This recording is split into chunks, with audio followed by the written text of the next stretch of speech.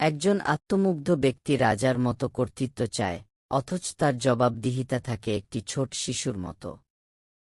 তারা চায় যেন প্রশ্নাতীতভাবে তাদের কথা মানা হয়, প্রশংসা করা হয় এবং অগ্রাধিকার দেওয়া হয়, যেন তাদের নিছক উপস্থিতিই তাদের অবিচল ভক্তি পাওয়ার অধিকার দেয়।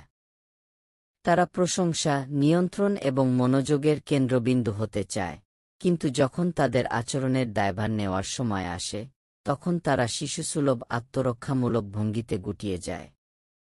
তাদের কাজের পরিণতির মুখোমুখি করুন, আর হঠাৎ করেই আপনি তাদের আক্রমণ কি করছেন, অতিরিক্ত সংবেদনশীল কি বা অতিরিক্ত প্রতিক্রিয়া দেখাচ্ছেন কি। যে ব্যক্তি সম্পূর্ণ নিয়ন্ত্রণ দাবি করে, সেই একই ব্যক্তি নিজের সৃষ্ট কষ্টের কথা স্বীকার করতে বলা হলে অজ্ঞতার ভান করে।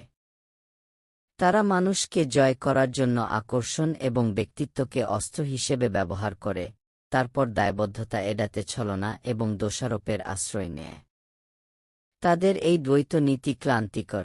তারা আপনার কাছ থেকে আনুগত্য আশা করে অথচ আপনার বিশ্বাস ভঙ্গ করে, বোঝাপড়া দাবি করে অথচ আপনার অনুভূতিকে অগ্রাহ্য করে, এবং আপনার মানসিক শ্রম দাবি করে অথচ বিনিময়ে কিছুই দেয় না। তারা ভুক্তভোগীর ভান করে, অথচ তারাই আসলে ক্ষতি করে। তারা এমনভাবে পরিস্থিতি পাল্টে দেয় যে, তাদেরই দেওয়া আঘাতের প্রতিক্রিয়ায় আপনাকেই ক্ষমা চাইতে হয়। তারা সিংহাসন চায়, কিন্তু নেতৃত্বের বোঝা নিতে চায় না। তারা সততা ছাড়া আনুগত্য, প্রচেষ্টা ছাড়া ভালোবাসা, এবং ক্ষমা চাওয়া ছাড়া ক্ষমা চায়। তারা এমন নিয়ম তৈরি করে যা তারা নিজেরা কখনো মানে না, ভণ্ডামি ধরিয়ে দেওয়ার জন্য আপনাকে শাস্তি দেয়, এবং গল্প ফেদে বসে যাতে তারা নায়ক হয়ে থাকতে পারে, আর আপনাকে খলনায়ক হিসেবে দেখানো হয়।